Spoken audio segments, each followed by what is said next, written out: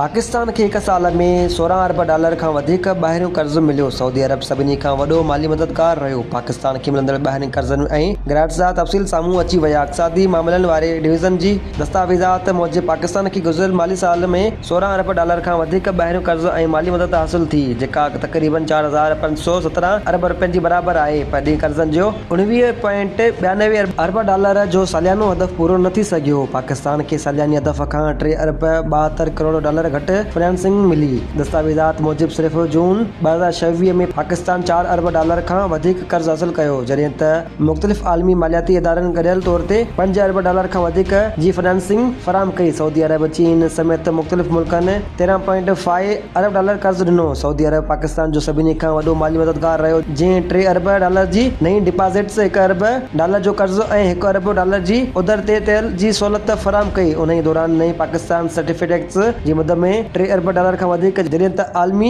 Banking खां 1.90 अरब dollar जो commercial कर्ज़ बि हासिल कयो वियो। आलमी बैंक पाकिस्तान खे 1.5 अरब डॉलर खां वधीक कर्ज़ ॾिनो। एशियाई तरक़ियाती बैंक 1.77 अरब डॉलर ऐं आलमी बैंक 1.5 अरब डॉलर खां वधीक कर्ज़ फ़राहम कयो, जॾहिं त चीनी बैंक 1.70 अरब डॉलर जी कर्ज़ खे रीफाइनेंस कयो। 1 साल में बरतानवी बैंक पाकिस्तान खे 20 करोड़ डॉलर कमर्शियल कर्ज़ ॾिनो। इक़्तिसादी मामलनि वारे डिवीज़न मूजिबि IMF पाकिस्तान खे 42 करोड़ डॉलर फ़राहम कया। IMF खां 7 अरब डॉलर जी कर्ज़ प्रोग्राम जी किस्त, उन खां अलावा पाकिस्तान प्रोजेक्ट लोन्स जी मद में गुज़िरियल साल 3.43 अरब डॉलर हासिल कया। नॉन प्रोजेक्ट कर्ज़ जी मद में 12.72 अरब डॉलर हासिल कया विया। माली साल में पाकिस्तान खे 14 करोड़ 95 लख डॉलर ग्रांट भी हासिल थी।